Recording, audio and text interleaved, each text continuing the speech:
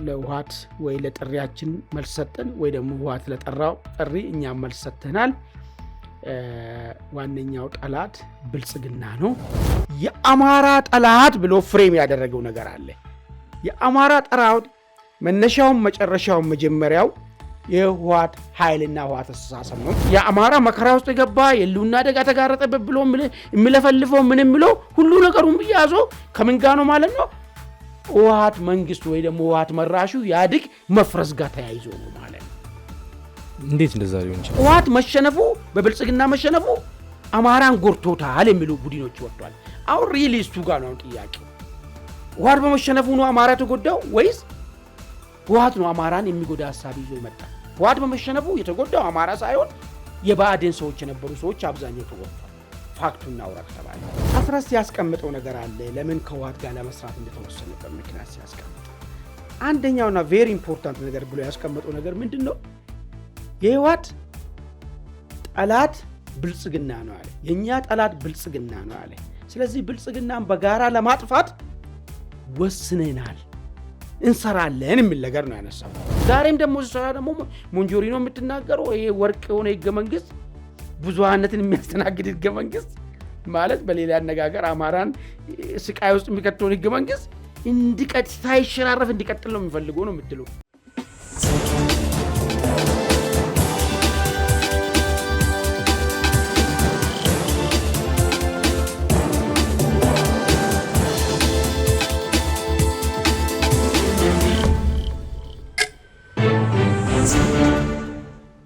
አክብሮታዊ ሰላምታችን በያላችሁበት የዓለም ዳርቻ ድረሳችሁ የተወደዳችሁ የአንድ አፍታ ሚዲያ ቤተሰቦች ከአንድ አፍታ ወደ እናንተ የሚደርሰው የአንድ አፍታ ኢንሳይት ዝግጅታችን ተጀምሯል። ከአማኑኤል መንግስቱ ጋር በወቅታዊ ሳምንታዊ ጉዳዮች ላይ ሀሳብ አስተያየታችሁን እየሰጠን ከእናንተ ጋር አብረን የምንቆይ ይሆናል። እናንተም እንግዲህ ሀሳብ አስተያየታችሁን አብራችሁን እየሰጣችሁን አብራችሁን ልትቆዩ ግብዣችን ነው። አማን እንኳን ደህና መጣ። በዚህ ሳምንት በርከት ያሉ ጉዳዮች የተነሱበት ጉዳይ ነው። በተለይም እውነትና ንጋት እያደር ይጠራል እንዲሉ ነገሮች እንደ መስከረም ሰማይ ፍክት ያሉበት ነው ልንል እንችላለን።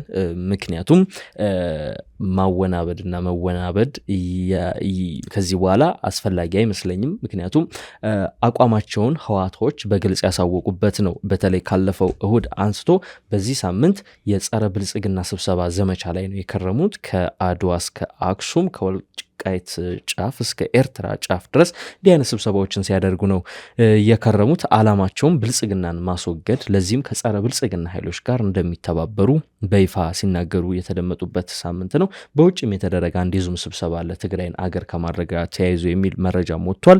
እስከ ጎንደርና ወልዲያ ድረስ ያለውን ግዛት ይዞ ትግራይን የመገንጠል እሱን ወደ በኋላ ምናልባት ጊዜ ካለን የምናነሳው ይሆናል። ደብረጽዮን ገብረ ሚካኤል ጥሪ ያቀርበው ነበር። የጸረ ብልጽግና ኃይሎች ብልጽግናን ተባብረን እንጣለው የትግራይ ህልውና በብልጽግና መቃብር ላይ ነው የሚል ነገር ከሰሞኑ ከትግራይ የተለቀቀች አዲስ ነጠላ ዜማ ነች። ይህን ተከትሎ እንግዲህ ከፋኖም ሆነ ከኦላ ወይም መንግስት ኦነግ ሸኔ ከሚለው ኃይል በኩል የተሰጡ ምላሾች አሉ። በተለይም ደግሞ እጅግ ትኩረት የሚስበው እኛም ሰፊ ትኩረት የምናደርግበት የፋኖ ወይም የአማራ ፋኖ ብሔራዊ ንቅናቄ አፋብን ከፍተኛ አመራሩ አቶ አስረስ ማረ ዳምጤ የሰጠው ምላሽ ነው። ለደብረጽዮን የተሰጠ ምላሽ ነው የሚል ነገር ነው የተነሳው። ነገር ግን እነሱ ደብረጽዮን ነው ለኛ ጥሪ ምላሽ የሰጠው ሁለቱም ያው ነው የሚል ነገር አንስቷል እና ተባብረን ይህም መንግስት መጣል አለብን የሚል አቋማቸውን አሳውቋል። ነገር ግን ከሁለት ሳምንት በፊት የጎንደር አካባቢ የሚንቀሳቀሱ ፋኖች ደግሞ በፍጹም ከቲፒኤልኤፍ ጋር አብረን አንሰራም የሚል ነገር አንስተው ነበረ። እነዚህ ይህን አቋማቸውን ያሳወቁት የጎንደር ፋኖች ደግሞ አፋብን የሚባለው ቡድን ውስጥ ያሉ ናቸውና በአፋብን ውስጥ መከፋፈል ተፈጥሯል ወይ ይህንን ጥምረት በተመለከተ የሚል ጥያቄ ልናነሳ እንገደዳለን። ክፍፍልም ተፈጥሮ ከሆነ ክፍፍሉ ውስጥ ለውስጥ መፈታት አቅቶት በአደባባይ የወጣበት አጋጣሚ እየተፈጠረ ነው ወይ የሚል ጥያቄ እንድናነሳ ያስገድደናል። ምክንያቱም አስረስ ተባብረን እንሰራለን እንደውም ጥሪ እያቀረብን ነበር የሚል ነገር ያነሳል። በጎንደር አካባቢ ያሉት ደግሞ ፍጹም ከዚህ በሚቃረን መልኩ በፍጹም በእነዚህ ጉዳዮች ላይ አንደራደርም አብረን አንሰራም የሚል ነገር እያነሱ ነው የሚገኙትና ይህንን ጉዳይ እንዴት አየው? የአስረስን ምላሽና ሰሞነኛውን የህወሓት ጸረ ብልጽግና ስብሰባ ዘመቻ። መልካም እንግዲህ ዘሩ አመሰግናለሁ። ትንሽ ሁለቱ የተለያዩ ስለሆኑ በሁለት ከፍለን ብናየው ነው የሚሻለው። የአፈባኑ ህዝብ ግንኙነት ኃላፊው አይ ቲንክ ቃል አቀባይ ነው የህዝብ ግንኙነት መሰለኝ እና እሱ አስረስ ማሪ ዳምጤ የሚባለው ትላንትና አንድ ሚዲያ ጋር ባደረገው ቃለ መጠየቅ የሆነ ከዚህ በፊት ወይ የሚደብቁት ነበረ ወይ ደግሞ ከዚህ በፊት ያላጠሩት ነበረ ወይ ደግሞ የተጣሉበት የነበረውን ጉዳይ በይፋ ያወጣበት ነገር ነው ያለው። ምንድነው እሱም ከዚህ በፊት የምታስታውስ ከሆነ ጽምዶ የሚባል ጉዳይ የለንበትም የኛ ፕሮጀክትም አይደለም አናውቁም ምን ነገር አልቶ ነበር ይሄኛው ግለሰብ ማለት ነው ሚዲያ ላይ ወጥቶ ማለት ነው። ምናልባት ያን እሱ ሁሉ ጊዜ የሚናገረው ያው የድርጅቱ ቃል አቀባይ ስለሆነ ድርጅቱ አፈባን የሚባለው የፋኖ ድርጅት አቋምን ነው የሚገልጸውና ጽምዶ የሚባል ነገርን አናውቁም እዚህ ፕሮጀክት ውስጥም የለን ሌሎች ነገሮች ወደፊት የሚኖሩ ከሆነ ቀርበን እናሳውቃለን ግን ከዋት ጋር ለጊዜው አብረን የምንሰራ የተጣመርነው ነገር የለም የሚል አቋም ነበር የገለጸው። ትላንትና ደግሞ መጣና ለዋት ወይ ለጥሪያችን መልስ ሰጠን ወይ ደግሞ ዋት ለጠራው ጥሪ እኛም መልስ ሰጥተናል። ዋነኛው ጠላት ብልጽግና ነው። ዋት ብልጽግናን ለማጥፋት እየሞከረ ነው። እኛም ብልጽግናን ለማጥፋት እየሞከርን ነው። ስለዚህ በጋራ ጠላታችን የሆነውን ብልጽግናን አብረን ለማጥፋት አብረን እንሰራለን የሚል ነገር ነው ያመጣው። አሁን እንግዲህ ዋና ነጥብ የሚሆነው ነገር ይሄ ከዋት ጋራ መስራት ጋራ ተያይዞ ያለው ነገርና ጠላት የሚለው ነገር ፍሬሚንግ በፋኖ ቤት ፍሬሚንግ የሚደረግበት መንገድ ምንድን ነው? ሁሉም ፋኖ ስለ ጠላት ስለሚታገልለት ዓላማ ተመሳሳይ አቋም ነው ያለው ወይስ የአቋም ልዩነት አለ የሚል ነገር ነው አንድ የምናየው ነገር ማለት ነው። ሁለተኛ ከዚህ በፊት አንሰራም ያሉትን ኦሎሰደን ማለት በሚቻለው ደረጃ በዚህ ፍጥነት ከዋት ጋር እንሰራለን ሊያስብል የቻለው ነገር ምን አዲስ ዱብዳ ነገር ተፈጠረ? አዲስ ነገር ነው ብለህ ነው? አዎ አዲስ ነገር የሚሆነው እመጣበታለሁ። ለምንድን ነው አዲስ ያልኩ? ከዚህ በፊት አነሳሁልህ እኮ መግቢያ ላይ እኮ ራሱ ይኸው ግለሰብ ሚዲያ ላይ ቀርቦ አይ ቲንክ ወር ሁለት ወር ቢሆን ነው ጽምዶ የሚባል ፕሮጀክት አናውቅም የለንበትም የሚል ራሱን የተናገረው። ግን የተለያዩ መረጃዎች ደግሞ ሲወጡ አብረው እየሰሩ እንደውም አብረው ውጊያ የተሳተፉባቸው ከግለሰቡ አንጻር ነው ሰዶ እሱን ተው እሱን ብዙ ነገር አለ የነተፈራን እንተው ምናምን ተውና ይኸው ግለሰብ ያለውን እኮ በአንድ አፍ ሁለት ምላስ በአንድ ራስ ሁለት ምላስ የሚባል ነገር አለ። እንደዚህ አይን ሺፍት እንዴት ሊፈጠር ቻለ የሚለው ነጥብ ነው። ሁለተኛ እንግዲህ ምናልባት የሚጠየቅበት ቦታ ስላልሆነ እነዚህ ሰዎች ቃል መጠየቁን የሚያደርጉት የራሳቸው ሰዎች ወይ ደግሞ ግል ቃል አቀባዮቻቸው ሆነው የሚያገለግሉ ሰዎች ጋር ስለሆነ እንጂ አንድ ተቋም ውስጥ ሆናችሁ እንዴት የተለያየ አቋም ያዛችሁ ይህም በምን ደረጃ አስታረቃችሁ የሚል ጥያቄ ብነሳ ኑሮ ነገሩ ዛሬው የሆነ አዲስ ነገር ውስጥ አዲስ ምዕራፍ ላይ እንደተደረሰ መታወቅ ይችል ነበር ማለት። ኦኬ የሆነ ሆኖ ይሄን አቋም በመያዝ ፋኖ ለምን ይሄን አቋም ያዘ? በመያዙ ምንድን ነው የሚጠቀመው? ምንድን ነው የሚያጣው የሚለውን ነገር እናያለን። በዛው ልክ ህወሓት ፋኖ ይሄን አቋም በመያዙ ህወሓት ምን ተጠቀመ የሚለውን ነገርም እንዳያሳለን። ቀጥሎ መንግስት ጋር ምን አይነት ጫና ነው ወይስ በረከት ነው መጣለት ለመንግስት ይሄ ጥምረት? በዚህ በይፋ ከዚህ በኋላ የመጠኑ ልዩነት ነው እንጂ የሚያከራክረን አንድ ለአማራ ኮዝ ይታገላሉ ያለና ከቤቱ የወጣ የሆነ ታጣቂ ከህወሓት ጋር ሆኖ ለመታገል ይህን ስርዓት ለማስወገድ አብረው ለመውደቅ መወሰኑን እርግጠኛ ሆነናል ማለት ነው። ግን በምን አይነት ስፋት ነው የትኛውን ቦታ ነው የሚሸፍነው የሚለው ብቻ ጥያቄ የሚሆንብን እንጂ ይህን መቀበላቸውን እርግጠኛ ሆነናል ማለት ነው። ኦኬ ይሄ ከሆነ እስቲ ወደ መጀመሪያ ነጥብ እንመለስና አስረስ ያስቀምጠው ነገር አለ ለምን ከህወሓት ጋር ለመስራት እንደተወሰነበት ምክንያት ሲያስቀምጥ አንደኛውና ቬሪ ኢምፖርታንት ነገር ብሎ ያስቀምጠው ነገር ምንድን ነው? የህወሓት ጠላት ብልጽግና ነው አለ። የኛ ጠላት ብልጽግና ነው አለ። ስለዚህ ብልጽግናን በጋራ ለማጥፋት ወስነናል እንሰራለን የሚል ነገር ነው ያነሳው። ምንድነው የሲምፕሊ የሚባል ነገር አለ፣ የጠላት ወዳጄ ነው የሚባለው ነገር ማለት ነው። እንግዲህ የአፋባን ህዝብ ግንኙነቱ ይሄን ነገር ነው ያለው። ከአፋባን ውስጥ ትልቁ ሮል አለው የሚባለው የጎንደሩ ፋኖ ደግሞ በባለፈ ባወጣው መግለጫ ውስጥ የአማራ ጠላት ብሎ ፍሬም ያደረገው ነገር አለ። የአማራ ጠላት መነሻውም መጨረሻውም መጀመሪያው የህወሓት ኃይልና ህወሓት አስተሳሰብ ነው የሚል ነገር አስቀመጠ። ይሁንና አለ ከዚህ ከህወሓት አማራ ጠልነትን አስተሳሰብ የተማሩት የኦሮሞ ብልጽግና ቀጣይ ጠላቶች ናቸው አለ። ግን መሰረታዊ የአማራ ጠላት ተብሎ የሚቀመጠው በአማራ ጠል ላይ ተመስርቶ በ1968 በጻፈው ማኒፌስቶ መጥቶ ተግባራዊ አድርጎ አማራን ሁሉ መከራ እንዲጋፈጥ ያደረገው አማራን በያለበት ቦታ እንዲፈናቀል እንዲሳደድ እንዲሆን ያደረገውን ህገ መንግስት አምጥቶ ተግባራዊ ያደረገና በዛ ህገ መንግስት ላይ ደግሞ ተንተርሶ አማራ ጠል የሆነ ክልሎችን የወለደው ህወሓት ነው የሚል ነገር ነው ያስቀመጠው። ትንተናውን ሲያስቀምጥ ጠላቴ ማን ነው የሚለው ነገር ሲያስቀምጥ የጎጃሙ ፋኖ አሁን እንግዲህ ይቅርታ አድርግልኝ እኔ ጎጃም ፋኖ እያልኩ ነው ማውራ። ለምን ያኛው ከጎንደር ነው መልስ ሰጠው አቋሙን የገለጸው። አፈባን የሚባል አንድ የጋራ ጥላ አለን አሉ። ነገር ግን እንደ አፈባን አይደለም እንደ ጎንደር ነኝ ይሄን ነገር ተናገርኩት አለ።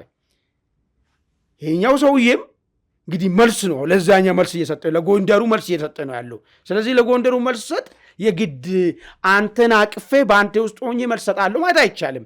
ጎንደርን ማቅፌ አፈባን ሆኜ መልስ ሰጣለሁ ማለት አይቻልም። ወይ ደግሞ አፈባን ከጎንደር ወጥቷል ወይ ደግሞ ጎንደር ከአፈባን ወጥቷል የሚለውን ነገር አስቀምጠ ቀሪውን የወሎና የሸዋን ሰዎችን ይዘ አፈባን ህልውናው ቀጥሏል ብለህ መልስ ልትሰጥ ይችላል። ይሄ እስካልሆነ ድረስ ግን የጎጃሙን ሰውዬ ብለህ ነው የምትወሰድክ የምትመጣ ማለት። ጎጃም ያለው ለአማራ ኮዝ እታገላለሁ የሚል ለአማራ ኮዝ ጫካ ገብቻለሁ ያለው አስረስ ደግሞ ምንድነው ያለው? አይ አሁን የኛ ጠላት ብልጽግና ነው ያለው። መነሻው ምንድነው ብለህ ጠይቆ የለም ያኛው ተንትነዋል። ከታንሶ የተነተነው 1968 ወስዶ ነው። ዝም ብሎ ምናባዊ ሳይሆን ተጨባጭ መሰረት የያዘ ጉዳት ነው የደረሰብን፣ የተጠላንበትም በተደራጀና በተዋቀረ መንገድ ነው የሚል ትንተና ነው ያስቀመጠው የጎንደሩ። ይሄኛው ግን መጣና ብልጽግና ነው አለ። ስለዚህ የአማራ መከራ መቼ ጀመረ ነው እያለ ያለው አስራስ። እንግዲህ ጋዜጠኛው ቅድም እንዳልኩ ጠያቂ ቢሆን ለምንድን ነው ብልጽግና ጋር የጀመራችሁት? ይሄ የአማራ ትግል ከየት መጣ እንዴት መጣ የሚለው ነገር ቢመጣ እያለ ያለው አስራስ ምንድን ነው አማራ ችግር ውስጥ የገባው ህወሓት የሚባል ስርዓት የፈረሰ ዕለት ነው እያለ ነው ያለው ማለት ነው። በሌላ አነጋገር ለምን ህወሓትን አፈርሶ ወደ ስልጣን የወጣ ብልጽግና ስለሆነ ማለት ነው። የአማራ ጠላት ብልጽግና ነው። ይኸውልህ በደንብ አድርገህ ያዘው። ብልጽግና ስለሆነ የአማራ መከራ ውስጥ የገባ የህልውና አደጋ ተጋረጠበት ብሎ የሚለፈልፈው ምን የሚለው ሁሉ ነገሩን ብያዞ ከምን ጋር ነው ማለት ነው ህወሓት መንግስት ወይ ደግሞ ህወሓት መራሹ ያድግ መፍረስ ጋር ተያይዞ ነው ማለት ነው። እንዴት እንደዛ ሊሆን ይችላል? በጣም ጥሩ እንዴት ነገርኩ እኮ። ይኸውልህ ጎንደሩን አነሳው ኮምፓራቲቭ ማለት ነው። ምንድነው ያለ ጎንደሩ የአማራ ችግር አለና ከየት መሰረት እንደመጣ ጠላቱ ማን እንደሆነ እንዴት ዝም ብሎ በነሲብ የሚባለው ነገር ነው ወይስ እውነት ላይ ተንተረሰ ነው በሚለው ነገር ተንትኖ ነው ያስቀመጠው። ህወሓት እንዴት አድርጎ አማራን ቻለኝ ችግር ውስጥ ለመክተት እንደተደራጀ በለስ ቀንቶ ስልጣን ሲይዝ ምን አይነት ነገር እንደፈጸመ አሁን ህወሓት ይዞ የመጣው ሐሳብ ሌላ ችግር እንደወለደ ይሄን አስቀመጠና ስለዚህ የአማራ ችግር የሚመነጨው ከህወሓት ቤት ነው። ስለዚህ የመጀመሪያ ጠላቴ ህወሓት ነው የሚል ነገር አስቀመጠ ጎንደሩ። አስራስ መጣና የአማራ ጠላቱ ብልጽግና ነው አለ። ስለዚህ ህወሓት ብልጽግናን ለማጥፋት ታገላል አለ። ስለዚህ ከህወሓት ጋር እንሰራለን። አማራ ጠላቱ ብልጽግና ከሆነ ብልጽግና ከመምጣቱ በፊት ወይ ለውጡ ከመምጣቱ በፊት አማራ ሰላም ውስጥ ነበር ነው እያልን ያለው አስራስ። ስለዚህ አማራ ችግር የገጠመው መቼ ነው? ለውጡ የመጣ ቀን ነው እያለ ያለው አስራስ ማለት ነው። ያድግ ከስልጣን በመውረዱ ነው እያለ ነው ያለው። ህወሓት መራሹ ያድግ በመሸነፉ ነው እያለ ነው ያለው አስራስ ማለት ነው። አሁን ይሄ ኮምፕሊትሊ በጣም የተራራቀ ልታረቅ የማይችል አቋም መጣ ማለት ነው። አንዴ እንትይዛለ ጠራትን ፍሬም የተደረገብን መንገድ ነገ መውጣቱ ስለማይቀር እናውጣለን። እኛ እንደ አንድ ሚዲያ ላይ እንዳለ ነገሩን ግራ ቀኝ እንደምረዳ ሰው ምን እየተነጋገሩ ነው ሰዎች የሚለውን ነገር አውጥተን ለህዝብ ማሳወቅ ግዴታችን ነው።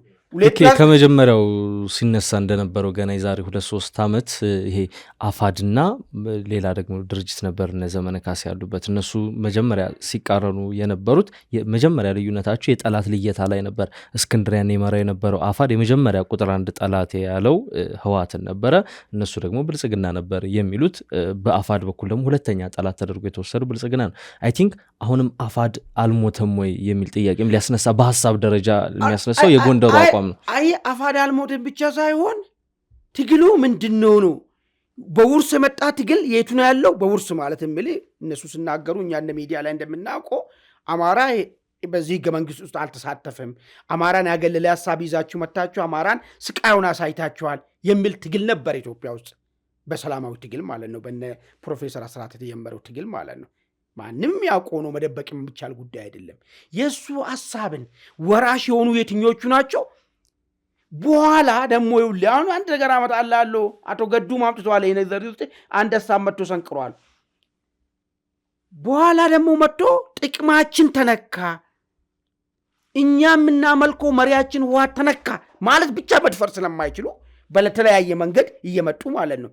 ልክ ከዚህ በፊት ህወሓት ጦርነት ከፌዴራል መንግስቱ ጋር ሲከፍት አትግባ፣ አይመለከትህም፣ አማራ አትዋጋ የሚሉ ነበሩ ሰዎች። የነዚህ ናቸው አሁን ይኸውልህ በደንብ ክሊር ነገሩ ማለት ነው። ስለዚህ ህወሓት መሸነፉ በብልጽግና መሸነፉ አማራን ጎርቶታል የሚሉ ቡድኖች ወጥቷል። አሁን ሪሊ እሱ ጋር ነው ጥያቄው። ህወሓት በመሸነፉ ነው አማራ ተጎዳው ወይስ ህወሓት ነው አማራን የሚጎዳ ሐሳብ ይዞ ይመጣ? ህወሓት በመሸነፉ የተጎዳው አማራ ሳይሆን የባዕድን ሰዎች የነበሩ ሰዎች አብዛኛው ተጎድተዋል።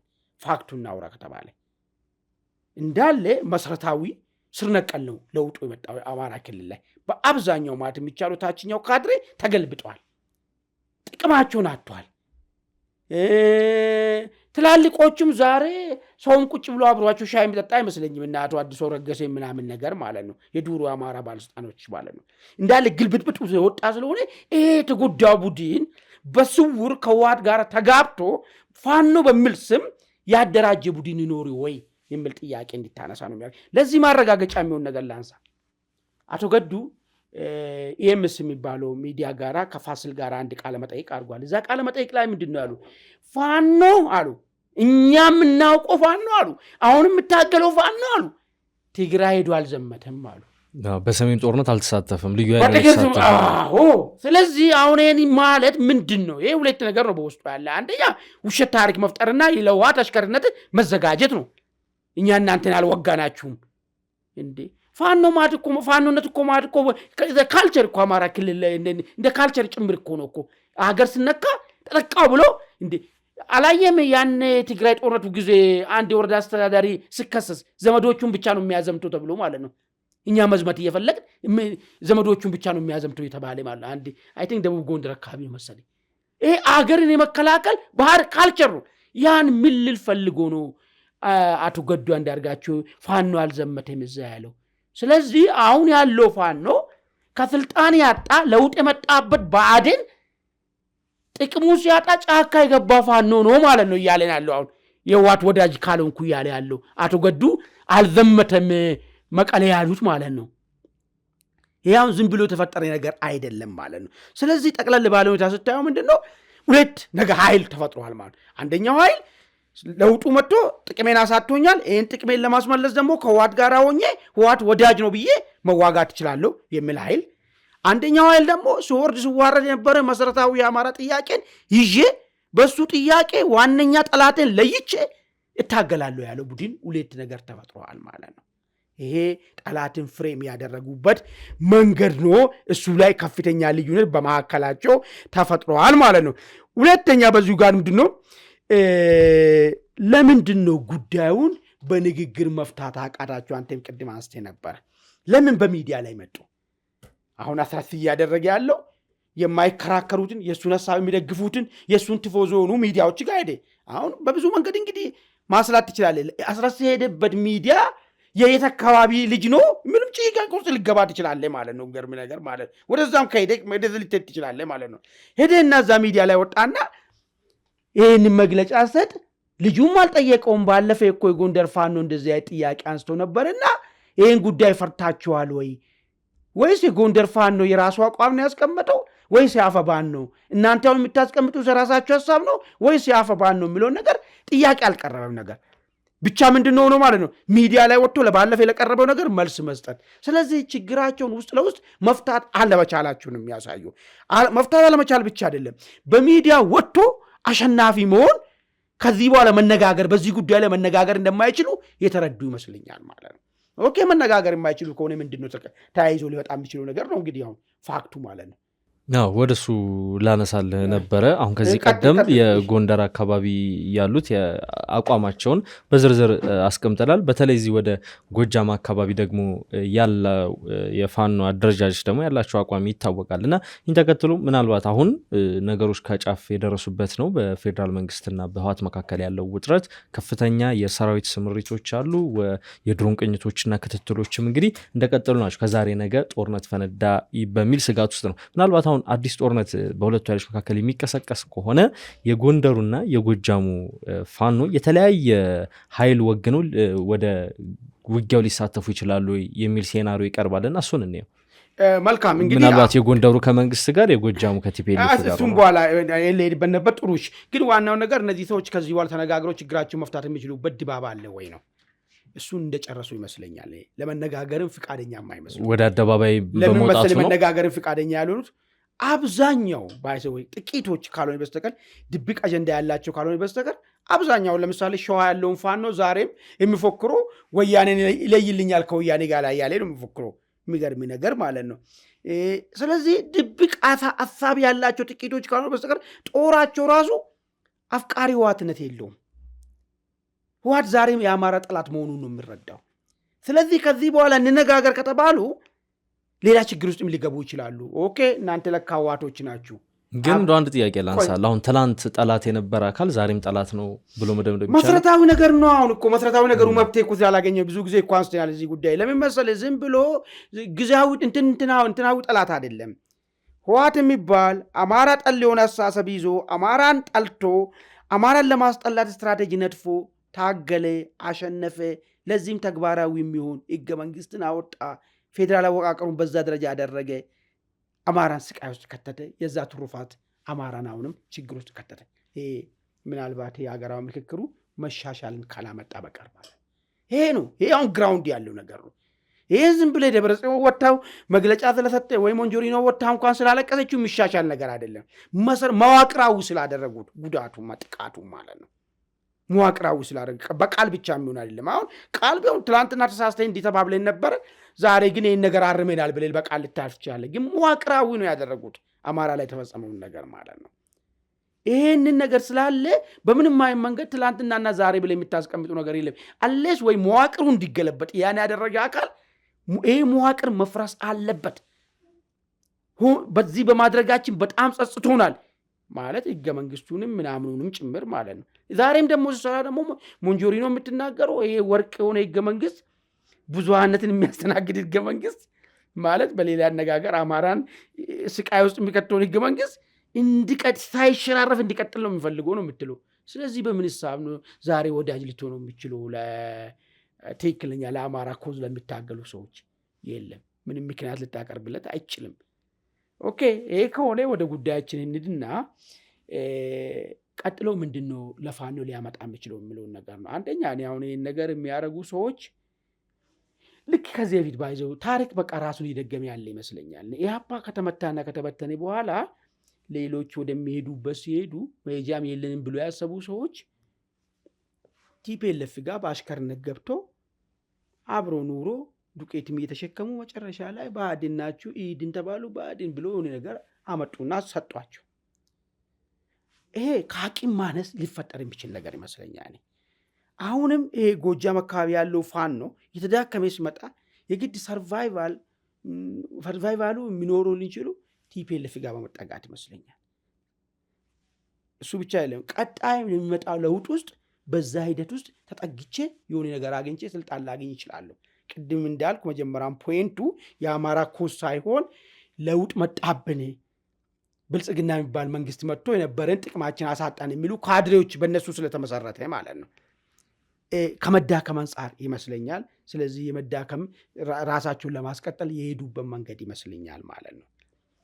በሌላ በኩል ግን ግልባጭ እንዳው ብለ የሆነ ነገር ምልታይ ብለ የምታስበው ነገር ቢኖር አሁን አስረስ እንደሚለው ፋኖ ጠንካራ ሆኖ ቲፒኤልኤፍንም አጅቤ ምናምን ብንሄድ መጨረሻ ላይ እኛ ስልጣን ልንበላ እንችላለን የሚልም ብሎ ሊያስብ ይችላል። ግን ያ ሊሆን የማይችለው ፋኖ ራሱ ኒር ፊውቸር በሚታይ ነገር ማለት ነው። የሸዋ ፋኖ በቅርብ ቀን የራሱን አቋም ይገልጻል።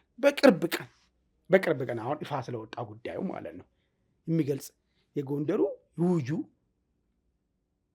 እሱ ራሱን አቋም ገልጿል። ስለዚህ አሁን እንዳው ጁኒየር ቲፒኤልኤፍ ለጎጃሙ ፋኖ ጁኒየር ሆኖ ይገባል ብሎ ማሰብ እሱ ትንሽ ዋነስ ስለሚሆን እንትን አይኖረውም ማለት ግን ምን አይነት ችግር ደግሞ ይዞበት ይመጣል የሚለውን ነገር እንዲሁ ሻርፕ ሊያውን ጉዳዩ በዚያውን ባለው ሁኔታ ጦርነቱ ረብት ቢሆን ምንድነው የሚሆነው የሚለው ነገር ነው። ጦርነቱ ቢጀመር ቢፈነዳ በእርግጠኝነት ማለት ነው ከዚህ በፊት እኔ ከአንድ ዓመት በፊት ነው ይህን ነገር ሳነሳለ የነበረው ያልተጠበቀ ነገር ይመጣል። ለምን የጎንደሩ ፋኖ ክሊርሊ ነው ያስቀመጠው። የኔ መጀመሪያ ጠላት ቲፒኤልኤፍ ነው ያለው። ምንም ኮምፕሮማይዝ ማላረገው ቲፒኤልኤፍ ጋር ጥያቄ አለኝ ብሏል።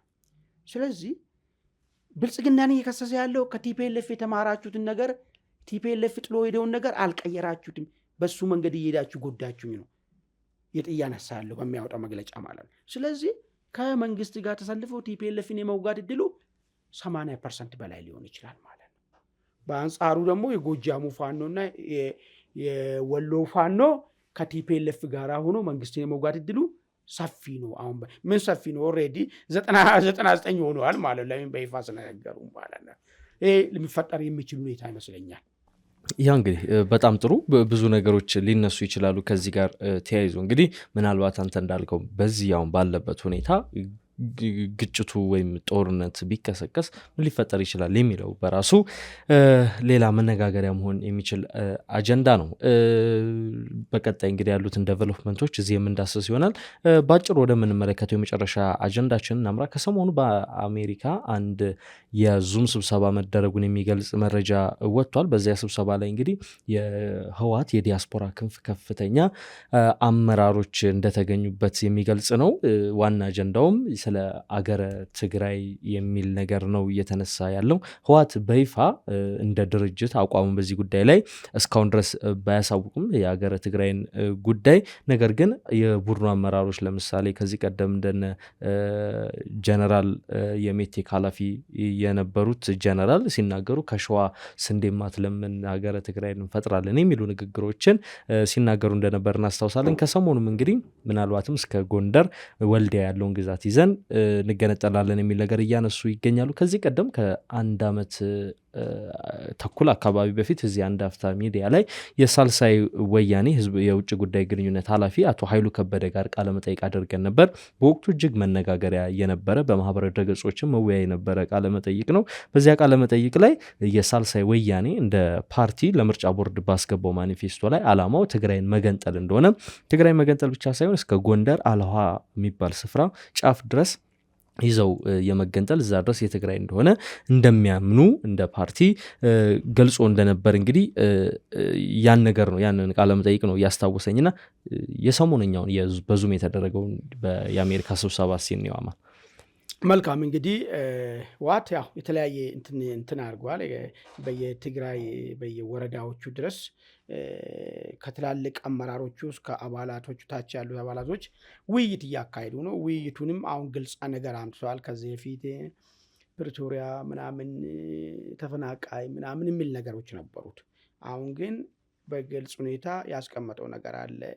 የትግራይን ህልውና ለማረጋገጥ የትግራይ ህልውና የሚረጋገጠው በብልጽግና መቃብር ላይ ነው የሚል ከፍ ተብሎ የተነገረ ያለ ነገር ነው። ስለዚህ ትግራይ ህዋው የምትሆነው ብልጽግና ስፈርስ ነው የሚል ነገር ነው ያመጡት። አሁን ትግራይ ኢትዮጵያ ውስጥ መብቷ የሚከበሩ አይደለም እያሉ ያሉት። የትግራይ ህልውና አገረ ትግራይ ህልውናው የሚረጋገጠው ብልጽግናን በመምታት ኢትዮጵያን መንግስት አልባ በማድረግ ቀሪውን ኢትዮጵያኖችን የሚባሉበት ጀስት መንግስት የሌለው ሀገር ምን ሊሆን እንደሚችል ሊገምት ስለሚችል እንደዛ ካረግናቸው በኋላ እኛ ያኔ ነው የትግራይ ህልውና የሚረጋገጠው የሚል አንድምታ ያለው ሀሳብ ይዞ ጀመሩ። ይህን ሀሳብን በተመለከተ እንግዲህ ደጋፊዎቻቸው የራሳቸው አባላቶች ከነሱ ውጭም ደግሞ የሆነ በገሊነት እነሱ ጋር ገብቶ የነሱ አገልጋይ የሆኑትንም ጭምር ኢንቫይት አድርጎ በዙም ምን ይሻላል ብሎ የተወያዩበት ሁኔታ ነበር። በዛ ውይይት ላይ እንግዲህ የተነሳ ምን ይሁን የሚለው ጉዳይ ላይ አምባሳደር ፍስሐ አስገዶም አንድ ሀሳብ ይዞ ቀርበዋል። አንተ ቅድም እንዳልከው ሳልሳዊ ልጅ ሲያቀርብ የነበረውን ሀገር ትግራይ ማዋለድ አለብን። ሀገር ትግራይ ግን ለማዋለድ ኢትዮጵያ መበተን አለባት። ኢትዮጵያ ባለችበት ሁኔታ መንግስት እንዳያላት በምንም ሁኔታ ይሄ ነገር ልሳካ አይችልም የሚል ሀሳብ ነው ያቀረቡት። ኦኬ፣ ስለዚህ መጀመሪያ መንግስት አልባ እናረጋታለን ኢትዮጵያን። ዘይን አፍተር ከጎንደር እስከ መተማ ድረስ በዚህ በወሎ በኩል ደግሞ ወልዲያን ይዜን ሀገር ትግራይ እናዋልዳለን የሚል ነገር ነው። ለዚህ እንግዲህ ወዳጆች ሆነዋን በቅርብ እነሱ ጋር በገሊነት የገቡም ቀድሞም ደግሞ እነሱ አሽከር የሆኑት ሚዲያዎች ውጭ ያሉ በአብዛኛዎቹ በዚህ ጉዳይ ላይ መግባባት ላይ ደርሶ እንዴት የፕሮፓጋንዳውን ስራ መስራት እንዳለባቸው ጥናት ላይ ነው ያሉት ማለት ነው። ይህ ጉዳይ ከመጣ በኋላ ማለት ነው። አሁን ነጥቡ እሱ አይደለም። ለዚህ በጣም በሚያሳዝን ሁኔታ የኦላ ኦሮሞ ነጻነት ሰራዊት ተባባሪያቸው እንደሆነ አብሮ እንደሚሰራ ገልጿል። በዛው ልክ የጎጃሙም ተባባሪ ሆኖ እንግዲህ የሚተባበሩት ህወሓት ጋር የሚሰሩት ይህንን ነው ማለት ነው። ይኸውልህ ቅድም የዘረዘርናቸው ችግሮች የተናገርናቸው ትብብሩ ምንድን ነው የሚያመጣ የሚለው ነገር ህወሓት አገርን አፍርሶ የራሱን ህልውና አገረ ትግራይ ህልውናን ለማረጋገጥ ነው። እነዚህ ጀሌዎች ደግሞ ተባባሪ ሆኖ የሚገቡት ኢትዮጵያ ስፈርስ ኢትዮጵያ የደመሬ ስትሆን ግብአት ለመሆን ነው እየሆኑ ያለው የሚተባበሩት ማለት ነው። ይሄ እንግዲህ ይሳካል ወይ አይሳካል የሚል ሌላ ጉዳይ ነው። አንድ እርግጠኛ መሆን የሚቻለው አንድ ጡት ነካሾች ኢትዮጵያን አንድ ወገን አንድ ጠላት ኃይል ኢትዮጵያን ለማፍረስ ሲወጣ አብሮ ኢትዮጵያን ለማፍረስ ቢንቀሳቀሱም ዳሩ በርካታ በሚሊዮን የሚቆጠሩ ኢትዮጵያኖች ደግሞ ይህንን ጉዳይ ለመቀልበስ እንደሚሰለፉ ምንም ሳይታለም የተፈታ ጉዳይ ነው ማለት ነው። ኢቨን ከነዚህ ውስጥ እንኳን አዙ ያውን ከነሱ ጋር እንተባበራለን ካሉት እዚህ ውስጥ ፓርት ኦፍ ኢት እንሆናለን ካሉ ሰዎች እንኳን ኃይሎች እንኳን ግማሽ በግማሽ ለዚህ ነገር ተባባሪ እንደማይሆኑ ይታወቃል። ግን ህወሓት ይህን ነገር ከመሞክር ወደ ኋላ ይላል ወይ ጥያቄ ነው። አሁን በመጨረሻ ምዕራፍ ላይ ነው ያለው። ህዝቡን በደንብ አድርጎ አወያይቶ ምን ብሎ ጨርሷል። ልክ ማርና ወተት የሚዘንብባትን ትግራይን እንፈጥርላችኋለን በሚል በውሸት ትርክትም ማህበረሰቡን ለማታለል የሞከረው ማህበረሰቡ ግን ምን እያደረገ እንደሆነ የምታውቀው ጉዳይ ነው። ኢቨን ለምን እንዋጋለን እስካ እያለ ልጅ አልሰጥም እያለ የሃይማኖት አባቶች ጭምር ምን አይ ዋጋ እየከፈሉ እንደሆነ እናቶች ምን አይ ዋጋ እየከፈሉ እንደሆነ ገዢ አላገኘም ከትግራይ አካባቢ ጉዳዩ። ነገር ግን ከዚህ ጉዳይ ጀርባ ያሉ ኃይሎች አሉ። ልክ እንደነ ሻዕቢያ ልክ እንደነ ግብፅ ኃይሎች ማለት ነው። ይህን ነገር የነሱ አጀንዳ ስለሆነ የግድ ህወሓት አንዴ ገብቶበታል፣ ወደ ኋላ መመለሻ የለውም። መግፋቱ የማይቀር ጉዳይ ነው። ግን ምን ይዞ ይመጣል ነው እንግዲህ አይደለም የሚፈርስ ኢትዮጵያ ሊሆን የሚችለው ምንድን ነው? የትግራይን መሬትን የደም መሬት ማድረግ ነው ሊሆን የሚችለው ነገር ማለት ነው። መተን ኢትዮጵያ መንግስትን አፈርሰን አገርን በትናለን የሚል ነገር በፍጹም ሊሆንም ሊሳካ የሚችልም አይደለም። እሱ ሊሆን የሚችለው ግን በትክክልነት ምንድን ነው? ለዚህ እንቅስቃሴ ሲጀምሩ መከራ ባለፈ መከራ ያየው የትግራይ ህዝብ ዳግም መከራ ውስጥ እንዲገባ ነው የሚያደርገው ማለት ነው። ለዚህ ነው አንዳንድ ሰዎች እንዲያው በመጨረሻ ሰዓትም ቢሆን እዝጎ በሏቸውና ከዚህ አቋማቸው እንድተው ምከሯቸው ለህዝቡ ስትሉ የሚል ሀሳብ የሚያቀርቡት ማለት ነው። እሱ ነው ሊፈጠር የሚችለው። አሁ እንግዲህ ከዚህ ከአገረ ትግራይ ጋር ተያይዞ እንግዲህ ብዙ የሚባል ነገር አለ። በተለይም አሁን ላይ የፕሪቶሪያ ስምምነት እየተገበረም ባለመሆኑ ትግራይም በሁለት የኢትዮጵያ ተከታታይ ምርጫዎች ላይ ባለመተሳተፏ ቴክኒካሊ በኢትዮጵያ ግዛት ስር ነች ወይ የሚለው ነገርም አጠያቂ ነው የሚሉ ጉዳዮች እንግዲህ ይነሳሉ። ምናልባትም ህወሓት ይህን ነገር ወዴት ሊያደርሰው ይችላል የሚለውን ነገር አብረን ምና ይሆናል። የዚህ ሳምንትን የኢንሳይት ዝግጅት አማን እዚህ ላይ እንቋጭ። የተወደዳችሁ ተመልካቾቻችን እንግዲህ ዛሬ የአንድ አፍታ ኢንሳይት ዝግጅታችን ይህን ይመስል ነበር። አብራችሁን ስለቆያችሁ እጅግ አድርገን ነው የምናመሰግነው። መልካም ቆይታ።